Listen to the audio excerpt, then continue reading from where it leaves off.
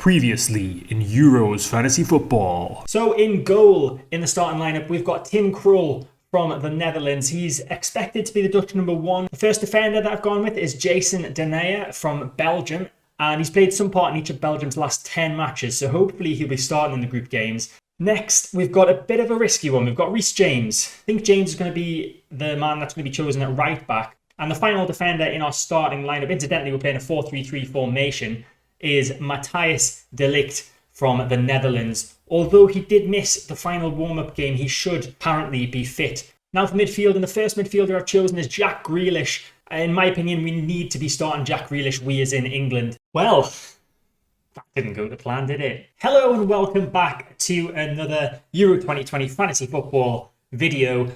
And as you can see, things didn't go well for us on match day one, not at all. Some very poor predictions from me on who was going to start, who was going to be fit enough to start, and really just on the entire concept of the Euro 2020 Fantasy Football. So we'll start off with me not fully comprehending the rules. I didn't realise you could make substitutions between the days on each match day. So if I'd known that, I wouldn't have put players such as Ruben Colwill on the bench. He was never going to get a game for Wales. So I'm gonna probably use my wild card today, very early on, but I'm gonna do it, and we're gonna make some wholesale changes to the squad. So ideally, we need all 14, I can't count, all 15 players in the squad to be starters for their countries. So there's going to be quite a lot of shifting about that needs to be done. Tim Krul, not number one for Holland. I read an article that said he was going to be.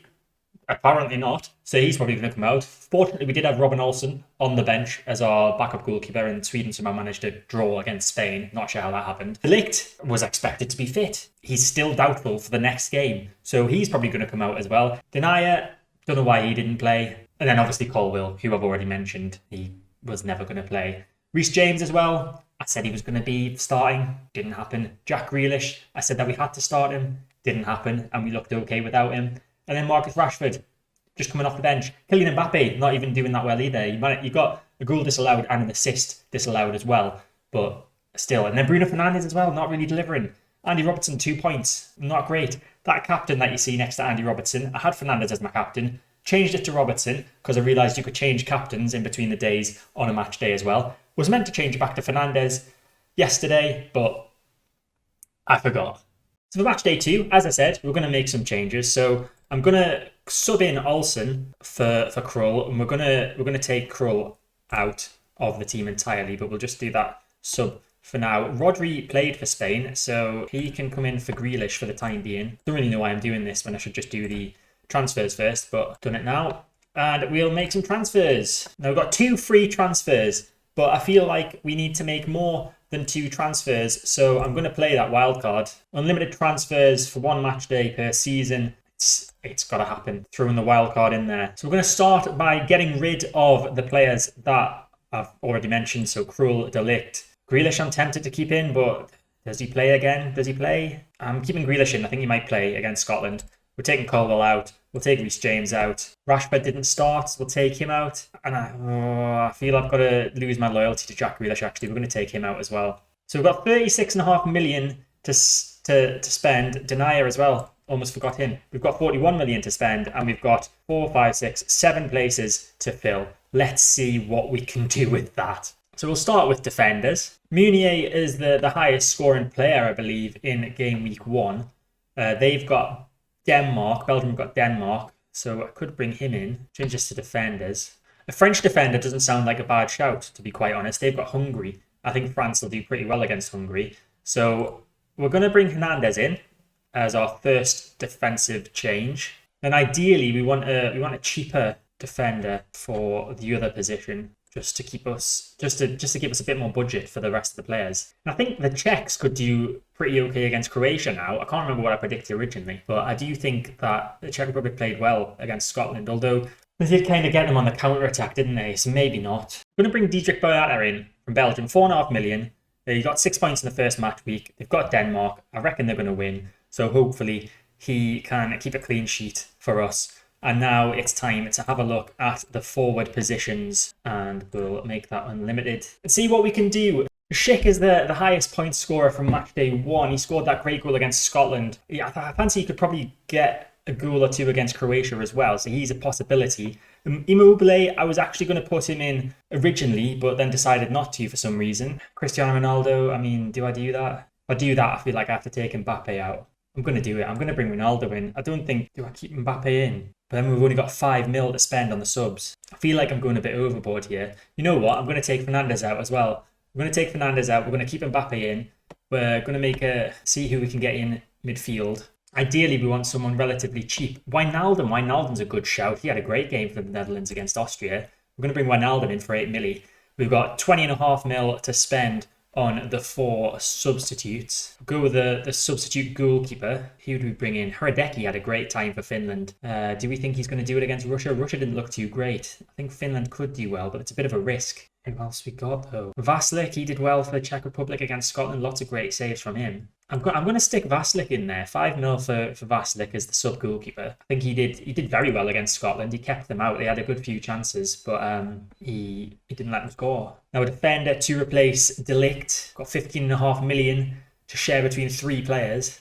Munier is shouting at me to be included on his 15 points. 5.5 mil, that would leave 5 mil each for the other positions. Let's have a look at the other positions before we choose defender. So midfield, what could we get for 5 mil? Calvin Phillips, that's a shout. He had a good game for England. Got that assist. Yeah, we'll stick Phillips in. Why not? Hopefully he's going to play some more and we can get some points from him. And then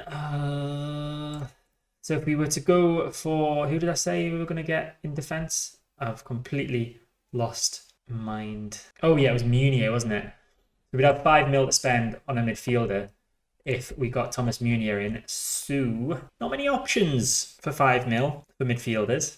We're going to have to get rid of one of these, aren't we? We're going to get rid of Mbappe. I know I said I think he could be top scorer, but now I'm not too sure after one game. Watch him still go out and score a bag full, but we're taking Mbappe out. I'm very indecisive today. Apologise profusely. We're gonna get Munier in as a defender. So we've got 17 mil to spend on 2 players. Let's see what midfielders we can get. Are there any bargains out there that have done well in the first game week? Sabitzer, he had a good time. He's not really a bargain though, 8 million. Yarmolenko, Ukraine have got North Macedonia. I fancy them to win that one. 8.5 million, that leaves what? Leaves 8.5 million for a striker. Could we get for 8.5 million? We could get Schick. Weghorst. We're going to pick Weghorst of the Netherlands as our striker. So we've got 10 mil to spend on our final player. Finally got to the final player. Midfielder this time for 10 mil. Who can we get? We'll get Sterling. He got that goal. His first goal in the Euros. His first goal in the competitive competition, I think, for England. Or Yarmolenko is who I was looking at. We're going to go for Yarmolenko in midfield. I've still got 1.5 million to spend. Can I make any improvements on the players that I brought in? I thought it was over, but it's not. Rodri and Alaba are going to come out as well. We're going to make even more changes. We're only going to have 4 players that I actually picked originally left in the team. But I guess that's the way it goes sometimes in the opening stages of fantasy football. Okay, midfield. Let's see. Got 12 mil to spend. I'm going to pick Glenn Kamara from Finland. He only got 3 points in the first game. I think he can get more against Russia. And then that leaves us with another 6 million to play with for another midfielder, and I honestly don't know who to pick. So they're not looking great in terms of points, any of them, really. Screw it. We'll go with Pedri. We're gonna replace Rodri with Pedri. I don't know why, but that's what I'm doing. So I think this is my finalised squad. I think we're going to click next and we're going to confirm it. 11 players transferred. That's madness. Absolute madness. Time to make changes to the starting lineup, I guess. So we'll just stick the players that are going to be playing first. Right, so this is the lineup for match day 2 that I'm going to stick with.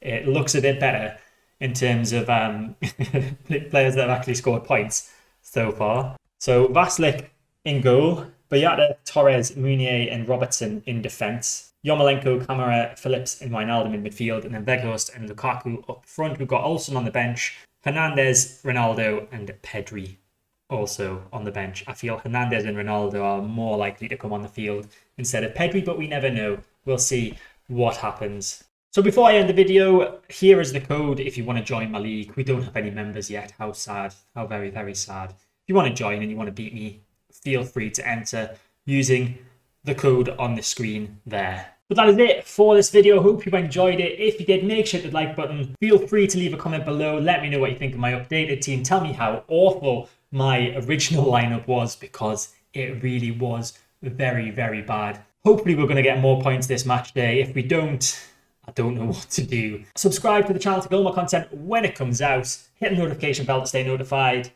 And I'll see you next time for more fantasy football from the Euros.